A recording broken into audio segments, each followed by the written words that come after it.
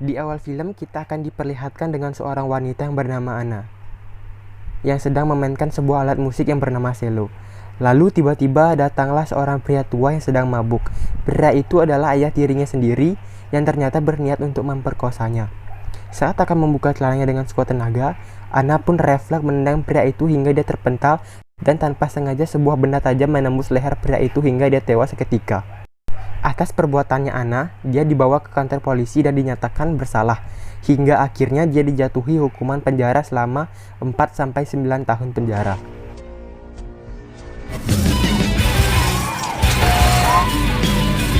Setelah lolos pemeriksaan medis, Anna kemudian ditempatkan di seorang napi cantik yang bernama Jenny yang akan menjadi sahabatnya untuk kedepannya. Singkat cerita, siang itu Anna dan para napi dibiarkan berkeliaran di lapangan untuk membangun chemistry dengan napi lain. Namun kala itu, Anna dihampiri oleh ketua geng yang bernama Cody, yang seenak jidatnya mengajak Anna untuk bergabung ke dalam geng berandalannya. Namun karena tidak ingin mempunyai masalah di hari pertamanya, saat menginap di lapas, dia pun menolak ajakan kedua geng tersebut. Akibat penolakan itu, Anna kemudian diseret ke ruangan oleh geng Cody. Lalu dia disiksa sampai semua tubuhnya dipenuhi memar. Akibat kejadian itu, Anna mendapatkan perawatan dan diingatkan oleh perawat agar tidak membuat masalah di sana. Setelah mendapatkan perawatan, Anna pun dipanggil oleh seorang kepala penjara yang bernama Frank. Lalu di ruangannya, ia membicarakan tentang latar belakang Anna yang mahir dalam memainkan alat musik yang bernama cello. Tapi sebenarnya tujuan Frank memanggil Anna adalah untuk menawarkan sebuah perlindungan dari kekejaman geng Cody. Dengan syarat Anna harus melayani Frank untuk memuaskan nafsu bejatnya. Namun karena Anna masih polos, tentunya dia menolak tawaran Frank tersebut. Anna pun kembali dikirim ke selnya dan mulai curhat kepada Jenny tentang perlakuan Frank kepada dirinya. Singkat cerita, beberapa hari kemudian Anna kembali mendapat bulian dari geng kulit hitam. Kala itu, kepala Anna dilempar dengan sebuah bola hingga membuat kepalanya pusing. Namun karena kesal dengan perbuatan geng tersebut, Anna pun memutuskan untuk masuk ke dalam geng Cody untuk mendapatkan perlindungan dirinya. Namun ternyata untuk masuk ke dalam geng bukanlah suatu perkara yang mudah. Si Cody meminta Anna untuk melabrak ketua geng kulit hitam dan menghajarnya. Sedangkan Cody dan kelompoknya akan merekam aksi Anna sebagai pembuktian sekaligus untuk mengantisipasi jika Anna berani mengkhianati mereka.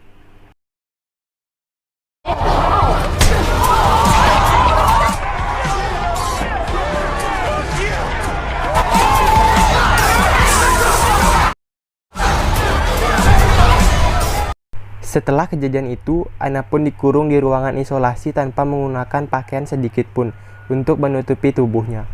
Tak berselang lama, Anna pun dipanggil ke ruangan Frank, ditawari sebuah keringanan dengan syarat Anna harus melakukan apa yang Frank inginkan. Karena tidak ingin kembali ke ruangan isolasi, akhirnya Anna memutuskan untuk menuruti kemauan si Frank dengan menjilati es krim miliknya. Keesokan harinya, Anna berkumpul di ruangan geng Cody dan dibuatkanlah sebuah tato sebagai penanda bahwa kini dia adalah anggota resmi dari geng Cody. Keesokan harinya, Anna dijenguk oleh sang ibu, namun bukan kebahagiaan yang ia dapatkan, melainkan sebuah pertengkaran karena ternyata ibunya itu masih percaya bahwa dialah yang benar-benar ngebunuh suaminya.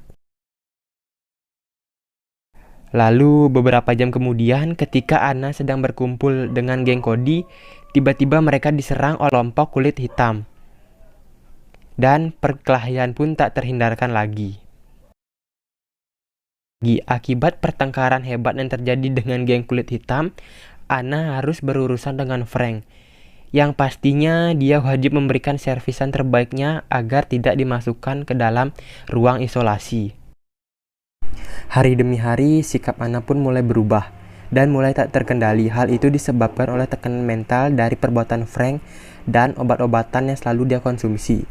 Hingga pada suatu hari ketika Anna sedang mengonsumsi narkoba, Cody pun yang masih mempunyai rasa peduli mencoba untuk membujuk Anna agar berhenti memakainya. Akan tetapi Anna menolak dan malah berteriak histeris hingga memancing para sipir berdatangan ke arah mereka. Anna pun mengancam akan melakukan bunuh diri, tetapi rencananya berhasil digagalkan oleh petugas yang berjaga. Setelah kejadian itu, Anna kembali dikurung di ruangan isolasi yang pastinya tanpa menggunakan pakaian sedikit pun. Kali ini Anna sangat merasakan yang namanya stres dan putus asa sehingga dia melakukan aksi bunuh diri dengan mengiris tangannya menggunakan benda tajam. Setelah aksi bunuh diri selesai, Anna pun pingsan dengan badan yang bersimpah darah. Beruntung tak lama kemudian sipir menemukannya hingga Anna langsung dapat perawatan khusus. Namun karena hal tersebut, dia dipaksa harus dipindahkan ke ruangan khusus napi yang mengalami gangguan jiwa karena menganggap bahwa Anna semakin berbahaya.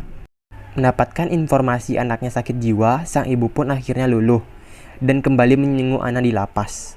Dia berkata kepada Anna bahwa ini semua adalah salahnya dan juga berjanji akan mencarikan jalan keluar untuk membebaskan Anna dari sana. Setelah pertemuan singkat dengan Frank, akhirnya Anna kembali ke dalam selnya. Kemudian dia juga mulai berubah dan berniat untuk menjadi yang lebih baik, serta tidak membuat masalah lagi untuk kedepannya. Penderitaan Anna ternyata belum selesai sampai di sana, karena saat makan siang dia kembali dibully oleh geng Cody dan geng kulit hitam di waktu yang bersamaan. Hal itu disebabkan karena Anna keluar dari sindikat geng Cody.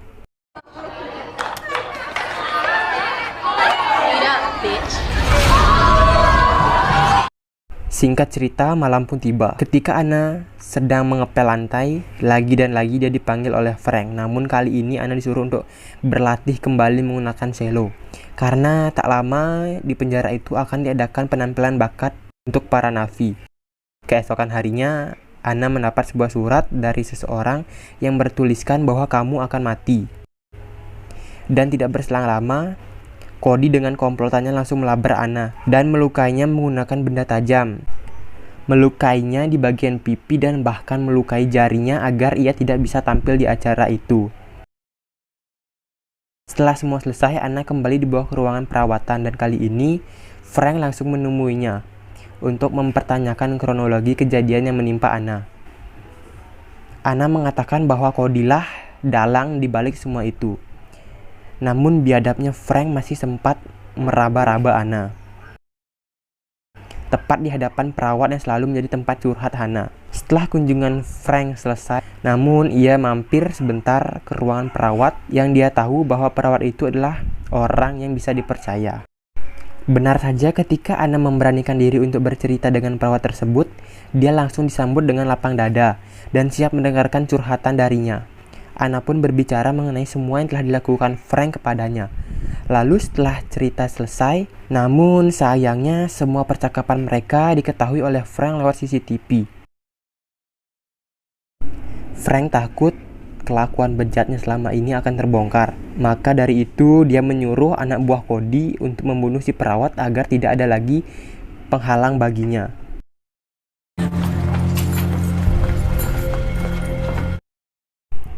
Singkat cerita, akhirnya acara penampilan pun tiba. Setelah penampilan dari anggota kelompok Cody, kini adalah waktu bagi Anna untuk menunjukkan kepiawaiannya menggunakan cello. Dan benar saja penampilannya cukup membuat para penonton hanyut dalam melodi dan nada-nada indah yang dibawakan oleh anak perempuan tersebut.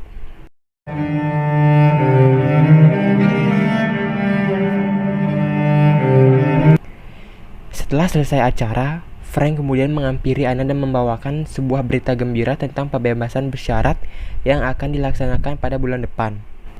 Dengan bermodalkan berita tersebut, Frank langsung menggarap knalpot bobok milik Anna dengan sukacita. Dan benar saja, esok harinya, Anna mendapatkan sebuah surat yang berisi pemberitahuan persidangan bersyarat yang dilakukan olehnya. Namun Anna kembali diingatkan oleh teman sekamarnya agar tidak begitu percaya terhadap Frank.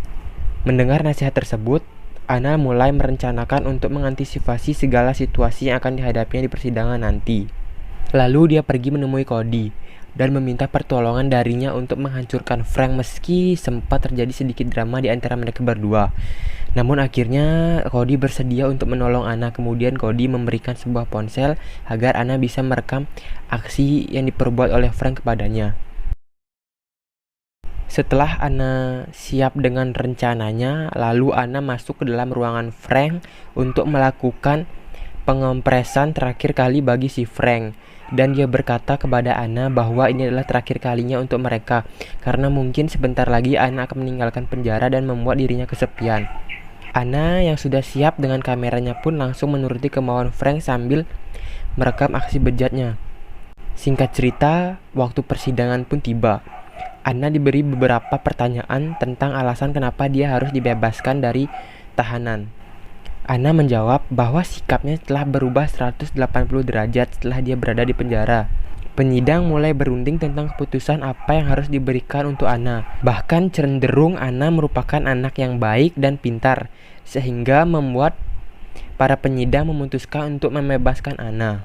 Namun ketika Frank ikut angkat bicara, dia mengatakan bahwa Anna tidak seharusnya dibebaskan lebih awal, karena alasannya harus dibina terlebih dahulu akibat kasus yang dilakukannya setahun yang lalu.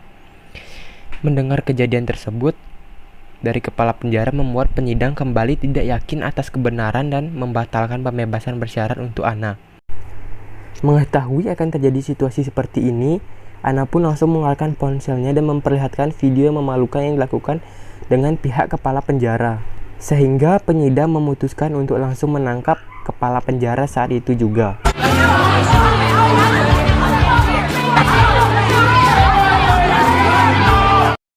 Para penyidang juga mengapresiasi keberanian Anna dalam mengungkap semua kebusukan yang dilakukan di penjara ini. Dan film pun ditutup dengan sebuah permainan cello yang dibawakan oleh Anna di sebuah tempat yang bernama konservatorium.